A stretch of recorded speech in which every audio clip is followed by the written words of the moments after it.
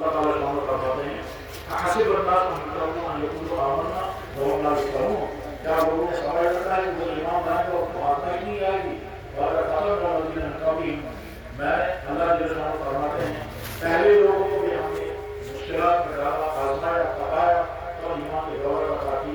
اور آئندہ بھی اللہ جل شانہ کا اصول یہی ہے کہ آزمائشوں میں ڈال کر مصیبتیں برداشت کروا کر پھر ایمان کی دولت عطا کرتے ہیں. یہ اللہ جل شانہ کا ایک وہ رویہ ہے جو ہمیشہ نواز صحابہ کے ساتھ پہلی مثال ہے. دوسرا طریقہ اللہ جل شانہ کا یہ ہے کہ اللہ بغیر کسی قربانی کے ایمان کی دولت عطا کر دیتے ہیں. ارشاد فرمایا اللہ تعالیٰ شانہ نے تو اللہ کے نبی علیہ السلام کی خدمت میں چند صحابہ حاضر ہوئے تھے اور ان میں سے کسی نے یہ عرض کیا تھا کہ حضرت ہمارا آپ کا احسان ہے کہ ہمیں ایمان قبول کیا. اللہ جل شانہ کی طرف سے جواب آیا لا تمنوا علیہ بل اللہ یمن علیکم. ہم پر تم احسان مت کرو، اللہ کا تم پر احسان ہے کہ تم کو ایمان کی دولت عطا فرمائے. میرے بھائیوں ہم اپنے بارے میں ذرا سا غور کریں. اگر اللہ نے کسی ایسے گھر میں ہم کو پیدا کیا ہوتا جس گھر میں ایمان کی دولت، ایمان کی نعمت نہیں، تو ہم اس کا کیا ہو؟ اس کو سننے سے زیادہ سوچنے کی ضرورت ہے.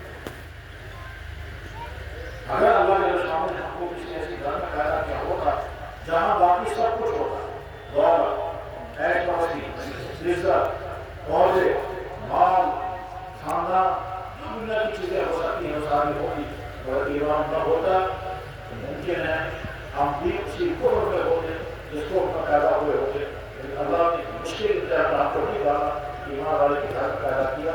گھر کے اندر ایمان کی دولت، ایمان کی نعمت مل گئی.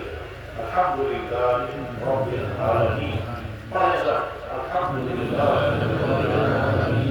الحمدللہ الحمدللہ علی نعمت الایمان، الحمدللہ علی نعمت الاسلام، الحمدللہ علی نعمت الدین. یا رب العالمین یا اللہ لا تنسى منا صالح اعمالنا یا رب العالمین. ہر وقت ایمان والے کے ذہن میں ایسا رکھنا چاہیے کہ اللہ نے اتنا کرم کیا، مجھے اس جگہ میں پیدا نہیں کیا جہاں کفر ہے، مجھے اس جگہ میں پیدا کیا جہاں میرا باپ ایمان والا، چاہے کمزور ایمان والا تھا، میری ماں بھی ایمان والی، چاہے وہ بیچاری دین سے کتنے دور، لیکن تھی ایمان والی. اسی کا نتیجہ نکلا کہ ہمارا نام مسلمان جیسا، ہماری شکل مسلمان جیسی. اسی کا نتیجہ ہے کہ ہم دین کی اسی کا نتیجہ ہے کہ ہم اللہ کے سامنے کھڑے ہوتے ہیں.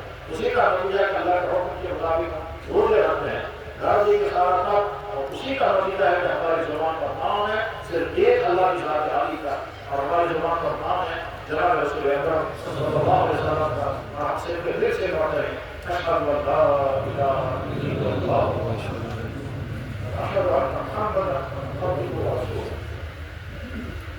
ایک مرتبہ اللہ کے نبی علیہ السلام کے سامنے کرنا پڑا اور عجیب انداز سے پڑھا. اس کا مسئلہ قوم کی کتاب میں آتا ہے، قوم کی بڑی طویل کتاب الحدیث الاعظم جو ہمارے سلسلے کے تمام مشاہیر کا معمول ہے، اس میں وہ دعا موجود ہے. اللہ کے نبی علیہ السلام کو اس طرح کرنا پڑتا ہے یا اللہ میں آپ کو گواہ کرتا ہوں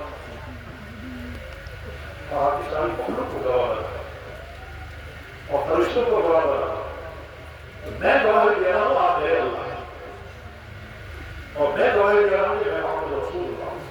پھر آپ نے آگے کہا ہے یا اللہ میں نے یہ جو گواہی اس وقت کی ہے، یہ گواہی میری طرف سے میرے اس امتی کے نام اعمال میں لکھ ہے جس نے آج تک ایسی گواہی دی. یا اللہ ہمارے نبی کی وہ دعا ہمارے حق کو قبول فرما اور ان کی وہ گواہی ہمارے نام اعمال میں. اللہ نے یہ نعمت و دولت ہمیں عطا فرمائی ہے، تو ہر لمحے ہم اس بات کا فکر رہنا چاہیے کہ ہماری زندگی ایمان والوں جیسی زندگی ہے. یا خدا کا خاصہ اس کمیاں تو نہیں ہیں، خامیاں تو نہیں ہیں، کوتاہیاں تو نہیں ہیں عبادات میں، معاملات میں، معاشرت میں، رہن سہن میں، اور خاص طور پر اپنی اولادوں کے معاملے میں کسی کوتاہی کے شکار ہو جائیں. کوتاہی کے شکار ہونے والے کیا ہیں؟ یہاں پہ اس وقت کے مسلمانوں کی اکثریت کا حال یہ ہے کہ انہیں اس بات کا فکر تو ہے، اس بات کی فکر ہے کہ ہمارے بچے اچھے سکولوں میں پڑھیں، ان کے تعلیم سکولوں کے اعتبار سے بڑی معیاری ہو، آگے چل کر ان کی مزدوریاں ہوں، ان کے بعد کوئی ملازمتیں ہوں، ان کو عیش کی زندگی ملے، ان کی صحت اچھی ہو، ان کے سارے شوق پورے ہوں. مگر فکر نہیں ہے، اس بات کا فکر نہیں ہے کہ ہمارا بچہ دین سے دور تو نہیں ہو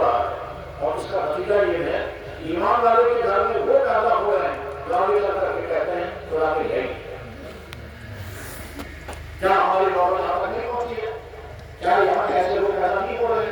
رسول اللہ بولا اللہ کی بات کر رہے کہ